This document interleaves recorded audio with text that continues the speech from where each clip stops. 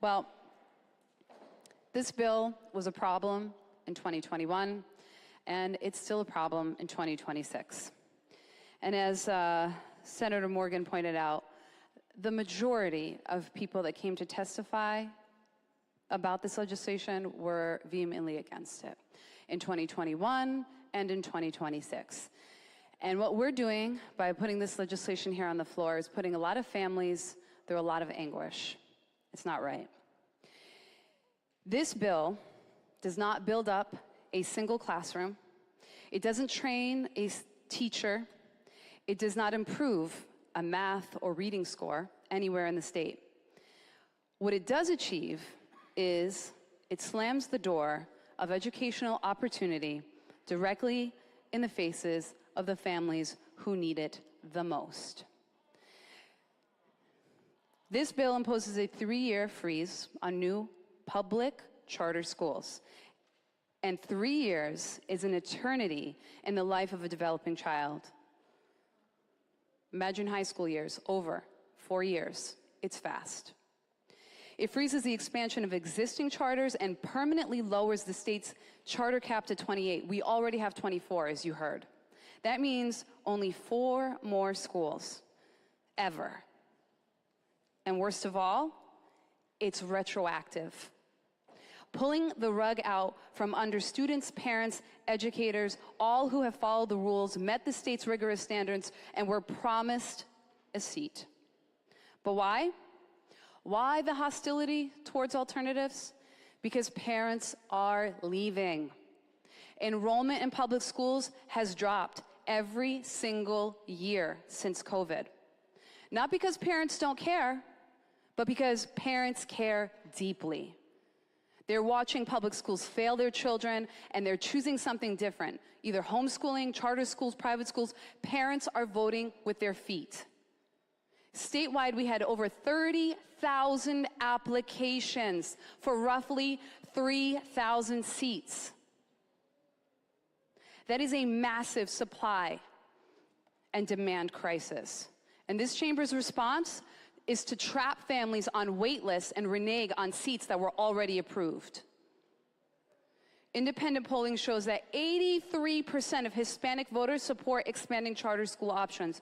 88% of Rhode Islanders believe families should have the freedom to choose the school that fits their child. And 58% of registered voters oppose halting charter schools.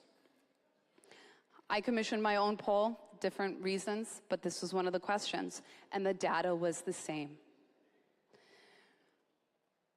So why are we having this debate? Funding? We absolutely need to address school funding.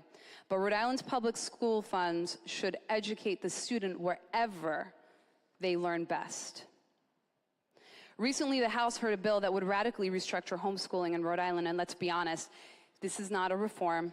It's an attempt to un-homeschool Rhode Island families. The same impulse as this bill: eliminate every exit from the public school. Here's what's remarkable about every educational alternative. When a charter school fails, it should close, and it does close. When a private school fails, parents don't want to go there, it closes. And when homeschooling doesn't work out, families can choose another educational option. Accountability is built into the structure. But what happens when a public school fails? It gets more money. The taxpayers foot the bill. The moratorium is not about children.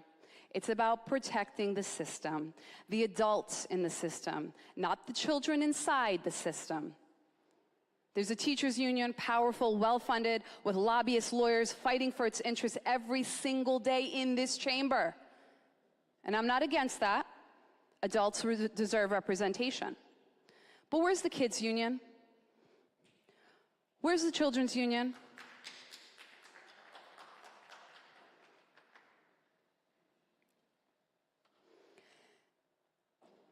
It doesn't exist. The only people fighting for those children are the parents and the teachers that work at the charter schools, and hopefully some of the legislators in this room. And now the very people who created the failing system want to eliminate every single exit I hear a lot of talk in this chamber about the Black and brown community, about equity, about justice. But look at where this bill lands. Who does it hurt the most? Providence, Central Falls, Pawtucket. These are the children the moratorium traps in failing schools. It's one thing to champion the Black and brown community in January through May, and in June, vote to eliminate their opportunity for a better and brighter future.